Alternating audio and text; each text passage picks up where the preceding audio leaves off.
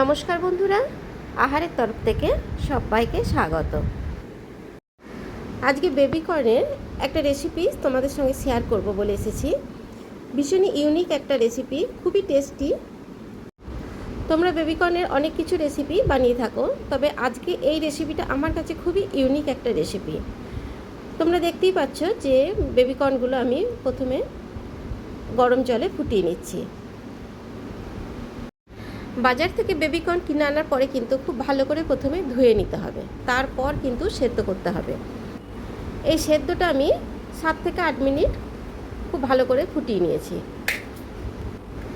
তারপর গরম জল থেকে তুলে একটু ঠান্ডা করে নিয়েছি, আর জলটা তো অবশ্যই ঝরিয়ে নিতে হবে।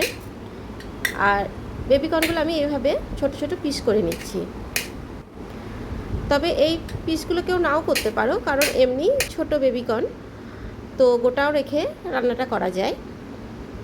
তো আমি ছোট ছোট পিস করে নিয়েছি। তো যাই হোক, আমি এখানে একটা কড়াই গরম করে নিয়েছি এবং 3 থেকে 4 চামচ সাদা তেল দিয়ে দিলাম।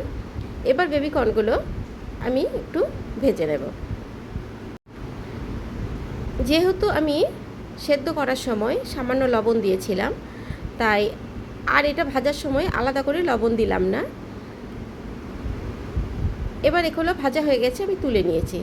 এবার ওই কড়াইতেই আমি 2 চামচ সাদা তেল দিয়ে কয়েক কোয়া রসুন আমি ছোট ছোট করে কেটে নিয়েছি, সেটা একটু ভেজে নিচ্ছি। এই রসুনটা ভাজা হয়ে গেলে আমি এখানে পেঁয়াজ এবং ক্যাপসিকাম এরকম চৌকো করে কেটে নিয়েছি, সেগুলো দিয়ে দিলাম এবং এগুলো একটু 5 মিনিট থেকে 6 মিনিট একটু ভেজে নেব।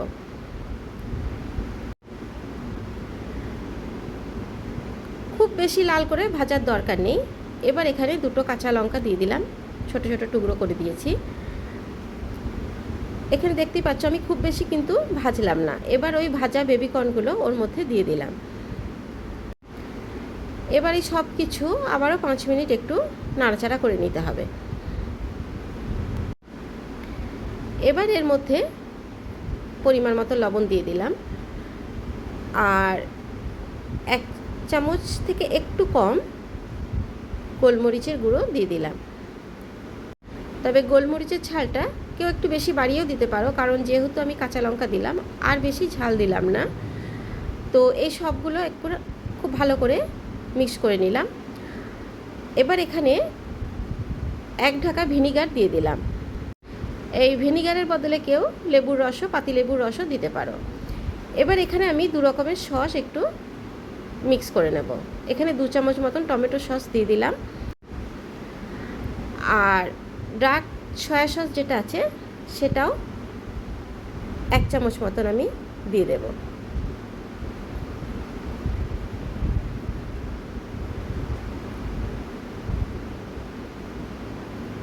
এখানে আমি 2বার দিলাম, কিন্তু পরিমাণে ওই 1 চামচই দিলাম। এবার একটু জল দিয়ে ওইটা মিক্স করে নেব।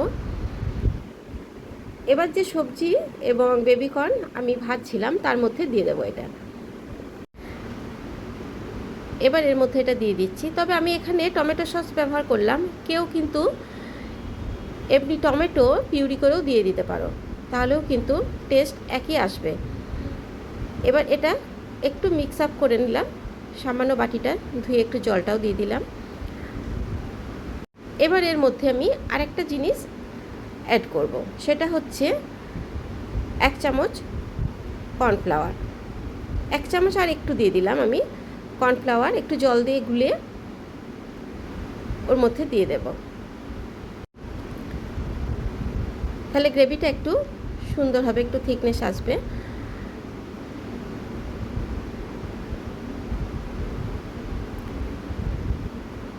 এবার এই কর্নফ্লাওয়ার গোলা জলটাও আমি এর মধ্যে দিয়ে দিচ্ছি। তবে এই কর্নফ্লাওয়ার কারো কাছে না থাকলে 1 চামচ মতন ময়দাও ব্যবহার করতে পারো। এবার এগুলো খুব ভালো করে আবারও 5 মিনিট মিক্স করে নিতে হবে। একটু ওপর থেকে ধনেপাতা দিয়ে দিলাম। এবার সব কিছু খুব ভালো করে মিক্স করার পরে আমি গ্যাসের নবটা বন্ধ করে দিচ্ছি এবং আমি একটা প্লেটের মধ্যে ঢেলে দেখাচ্ছি যে কতটা সুন্দর হলো।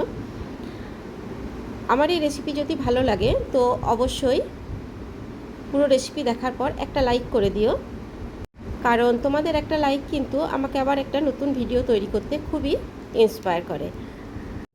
আর নতুন বন্ধু হয়ে থাকলে সাবস্ক্রাইব করে নিও অবশ্যই। আর পুরো রেসিপিটা দেখার পর কমেন্টস করতে ভুলো না যে কেমন লাগলো। আমি উপর থেকে আরেকটু ডেকোরেশনের জন্য ধনেপাতা দিয়ে দিলাম। এটা একেবারেই অপশনাল, কেউ নাও দিতে পারো। এই রেসিপিটাকেও বিকেলবেলায় স্ন্যাক্স হিসেবেও খেতে পারো, আবার লুচি, পরোটা, রুটির সঙ্গেও কিন্তু খেতে খুবই ভালো লাগে। আমার এই ভিডিও সম্পূর্ণ দেখার জন্য অনেক অনেক ধন্যবাদ।